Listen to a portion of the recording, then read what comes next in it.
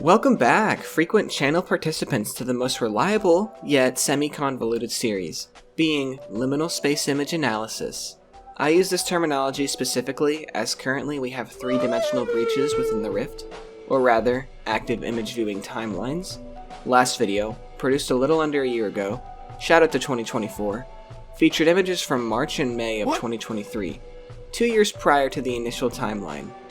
This was done in order to break up the monotony of the submitted images, as currently there's over 12,000 submissions, and I'm stuck on day 2 of the Discord server's initial conception.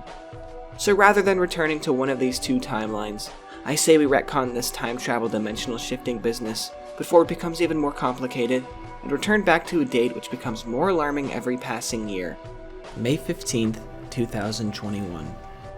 This series is truly a privilege.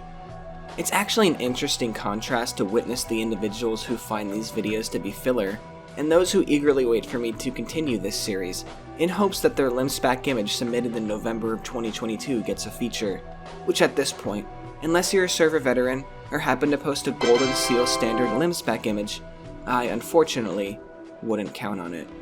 Speaking of server veterans, however, we begin by looking at our server's resident boomer, Chris, who, funny enough, was featured in the video previous to this one, which I highly recommend checking out. It's probably, with no exaggeration, the best video I've composed. But self-promos aside, let's get back into some self-promos by examining Chris's liminal photography, as I assume by the nature of these images, he photographed them himself. What's featured appears to be a store aisle of what looks to be some type of bodega. What really makes this image work is the fact that none of the objects are necessarily discernible.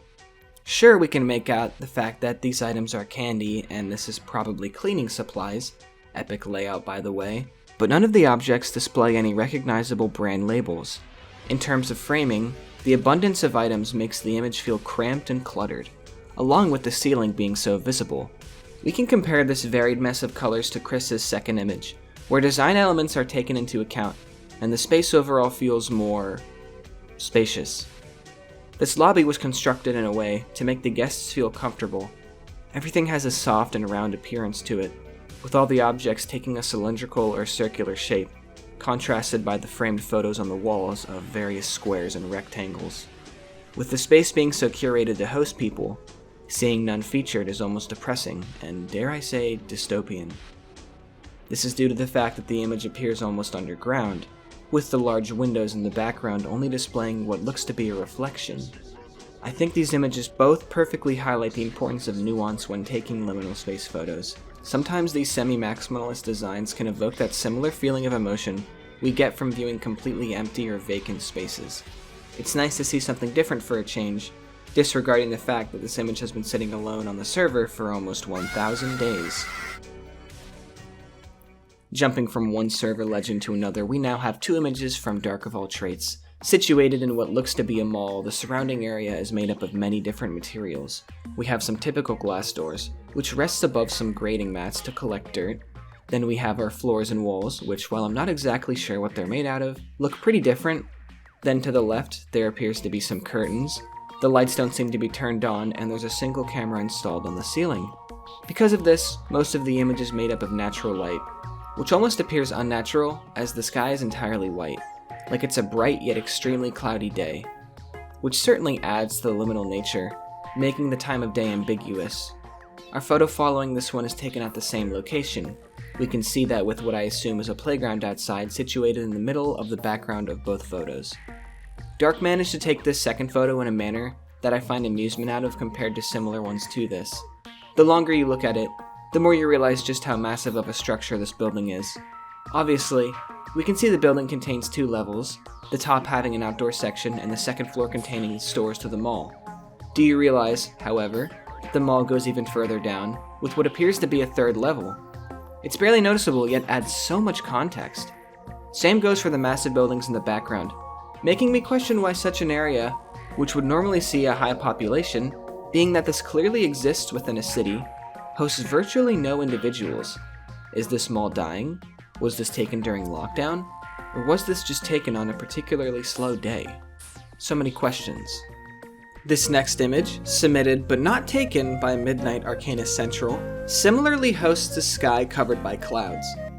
The image being self-aware, hosting a sign next to the main focus, being this abandoned house, which reads, "Where's the sun?" Dark pointed out that this reminded him of the Sun Vanished ARG, created 3 years before this image was submitted in 2018. Now, it's a little under 3 years since the image has been posted in the server, with 2018 being 6 years ago. But that's neither here nor there, but if the image was created in 2018, these crows would still be alive today, as even the shortest lifespan of a crow is around 7 to 8 years. If it's not obvious, I don't have much to say about this image, other than the fact that it goes hard and would make for a great album cover. My friends, that's gonna do it for this one, as rather than doing more images with less analysis this time, I wanted to do more analysis with less images, and to be honest, I just don't have the potential to continue to do some more images from this timeline at the moment. But I promise that I will make these videos more frequent so we can get through these, and eventually, maybe we'll actually get to the next month. I don't have much else to say, so let's end it on a good note, and let's go into this new year, holding our heads high. I know it's gonna be a good one. As always, thank you for watching, and take care.